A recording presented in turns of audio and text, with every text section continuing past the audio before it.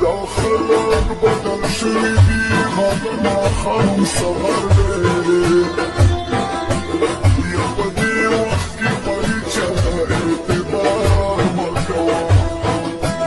اول خو دا انګلیسي چې تاسو وایئ چې دلته ورته وایي چې پاک یو، دا پاک په څو معنا کارول کېږي، او بل دا جګړه وه، په جګړه کې خیر په پاک یو باندې پاک یو چې څو معناوې لري، د ما له خوا تا ته پاک یو هغه معنا یې کوي. اوکې اخلاقونه دې مننه، خوشحاله اوسه. د ملګري ته وایي چې مایک مه بندوه، یا وایي بیا د ما له خوا تا ته پاک یو.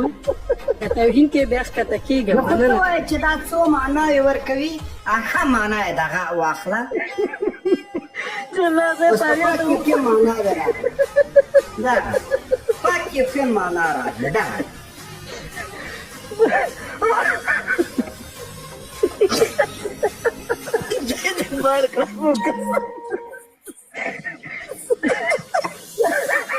سبا د پاریو کې ګوره جنرال صاحب، زه والله که په قسم خدای که زه پوهېږم چې پاک یو څه معنا، خو دا دومره پوهېږم چې غلطه خبر ده. دا وایي پاک یو څو معناوې ورکوي، بس د ما له خوا ټولو د امریکا غلامانو ته پاک یو.